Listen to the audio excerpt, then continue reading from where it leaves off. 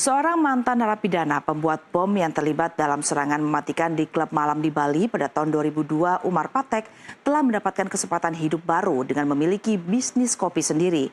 Namun penyintas bom Bali 1 yang telah lama menderita mengatakan mereka masih terus berjuang dan meminta Umar Patek membantu para korban.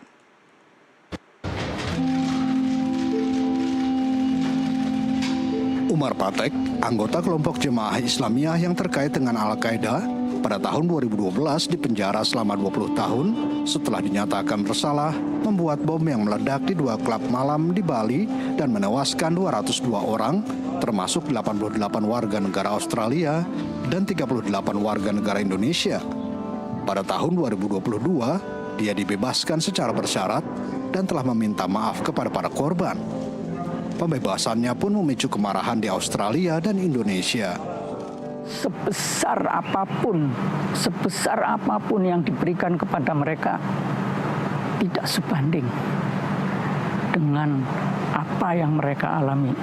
Tidak sebanding sama sekali dengan misal cacat permanen yang mereka alami dan lain-lain. Nggak ada sebanding.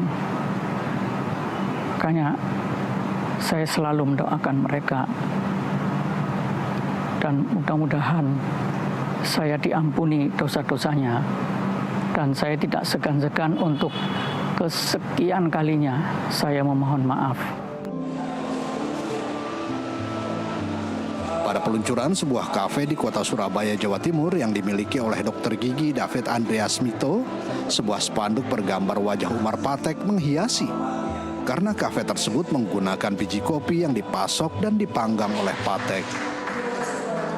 Beliau tidak memberi uang, tidak memberi modal berupa uang, tapi memberi barang, yaitu berupa biji kopi disediakan, kemudian mesin untuk merosting, untuk mengolah apa-apa peralatan yang diperlukan. Dari situlah saya mulai. Kemudian hasilnya saya setorkan, saya serahkan ke sini.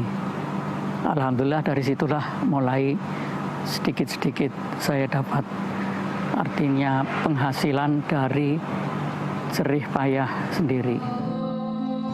Sejak pembebasan Patek, pihak berwenang telah menyorotnya sebagai contoh upaya deradikalisasi untuk melawan kebangkitan militansi Islam. Namun seorang penyintas mempertanyakan keadilan atas kasus terorisme tersebut.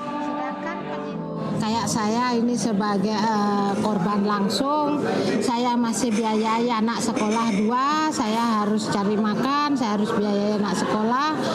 Jangankan mau buka usaha, mau pakai makan aja kita susah. Mau pakai biaya anak sekolah, kita masih ke barat, ke timur, kita masih mau cari utangan demi masa depan anak-anak. Kenapa sekarang mantan pelaku, mantan pembunuh ini, kenapa harus difasilitasi penuh dengan pemerintah? Dengan alasan apa? Sementara itu, Husnul Khotimah, seorang penyintas lainnya yang tubuhnya dipenuhi bekas luka bakar, selama ini berjuang membiayai pengobatan untuk menyelamatkan nyawanya. Ia berdesak-desakan di depan kerumunan massa untuk berhadapan dengan Patek pada saat peluncuran kafe tersebut. Saya cuma berharap dari para mantan-mantan napiter yang punya usaha, tolong lihat para penyintas nasibnya yang masih ada di bawah. Bantu mereka. Jika mereka punya usaha, kayak seperti travel, kayak seperti usaha kopi ini, ajaklah putra-putri penyintas atau penyintas yang memang sudah tidak bisa bekerja untuk bergabung dengan usaha mereka, Pak. Karena kalau dulu sebelum adanya BNPT LPSK, Pak, ya memang saya pribadi itu untuk memaafkan mereka itu susah. Kalau bisa sih, kalau dulu ya pinginnya saya balas dendam. Saya dibikin gini ya mereka harus bisa kayak saya begini gitu. Yang penting saya tahu keinginannya apa. Rusnul mengaku tidak mempermasalahkan bisnis kopi yang dijalankan Patek, namun ia berharap Patek dapat membantu para korban. Jadi dan memaafkan perbuatan Bapak.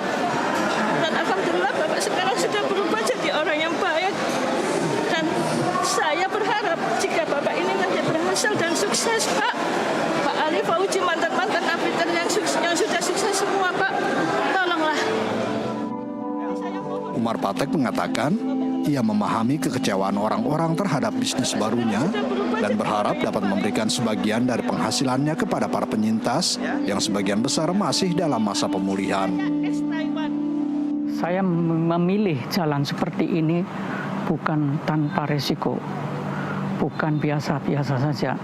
Baik itu dari kalangan teman-teman saya yang masih radikal, ataupun dari orang-orang yang seperti aktivis tidak suka melihat saya seperti ini.